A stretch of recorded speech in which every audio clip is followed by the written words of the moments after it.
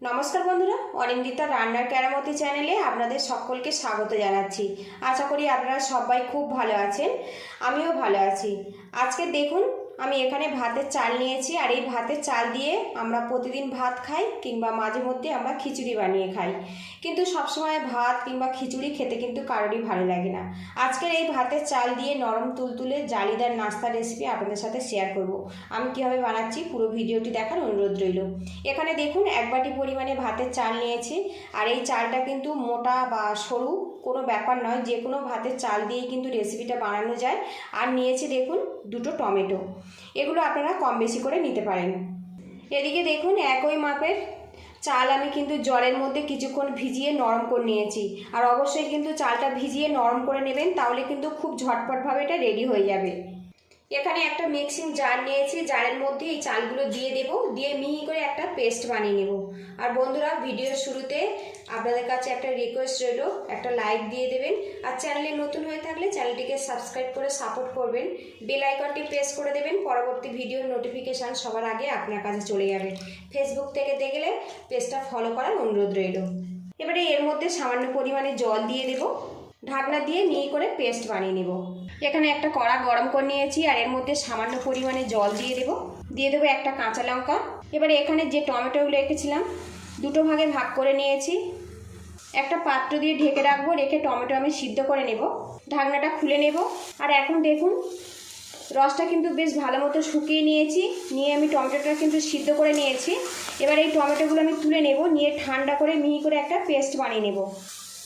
আর এখানে আমি একটা কাঁচা লঙ্কা ব্যবহার করেছি ঝালের জন্য, আপনারা কিন্তু কম বেশি করে নিতে পারেন।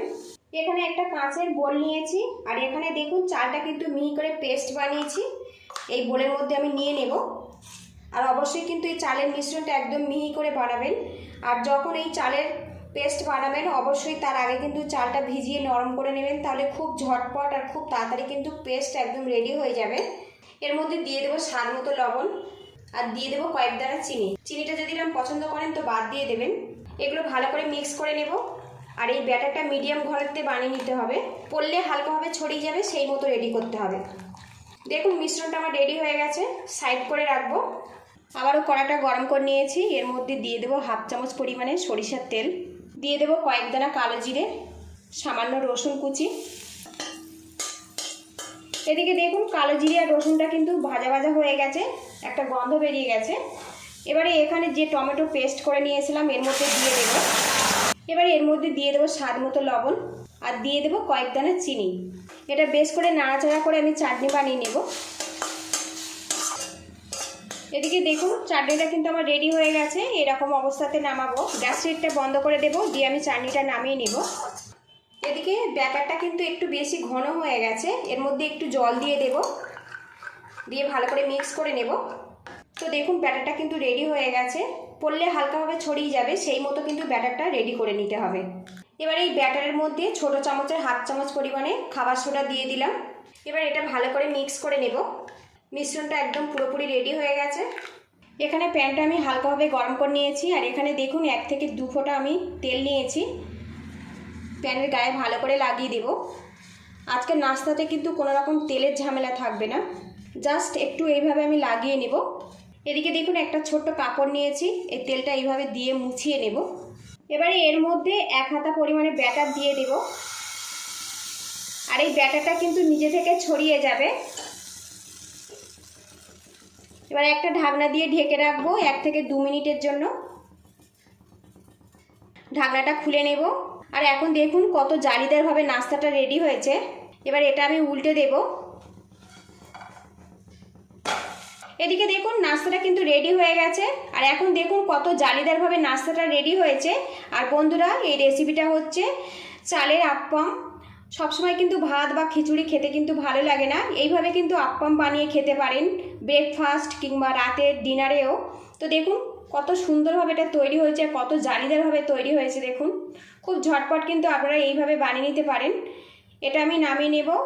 আবারও 1 হাতা আমি ব্যাটার দিয়ে দেব, আর ব্যাটারটা দেখুন দিলে মাত্র চারিদিকে ছড়িয়ে যাচ্ছে, এই মতো কিন্তু ব্যাটারটা রেডি করে নিতে হবে। আবারও পাত্র দিয়ে ঢেকে রাখবো। আর এই আপ্পামটা বানাতে কিন্তু খুব বেশি সময় লাগে না। তো দেখুন কত সুন্দর জালিদারভাবে এটা তৈরি হচ্ছে, আপনারা দেখুন। ঢাকনাটা খুলে নেব। আর এখন দেখুন কত সুন্দর জালিদারভাবে এটা তৈরি হয়েছে। তো দেখুন বন্ধুরা কত সুন্দরভাবে এটা তৈরি হয়েছে দেখুন। এইভাবে আমি সব কটা রেডি করে নেব। তো বন্ধুরা ভাতের চাল দিয়ে দুর্দান্ত স্বাদের আপ্পাম আমার রেডি হয়ে গেছে। এই রেসিপিটা কিন্তু আপনারা ব্রেকফাস্ট কিংবা ডিনারের জন্য খুব ঝটপট বানিয়ে নিতে পারেন। সবসময় কিন্তু ভাত কিংবা খিচুড়ি খেতে কিন্তু কারোরই ভালো লাগে না।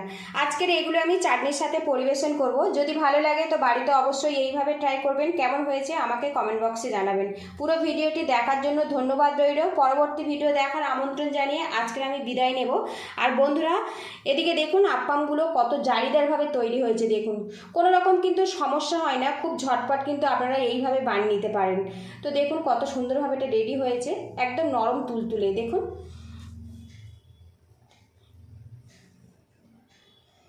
তো আজকের এটা আমি চাটনির সাথে পরিবেশন করব। খেতে কিন্তু সত্যি অসাধারণ হয় দেখুন।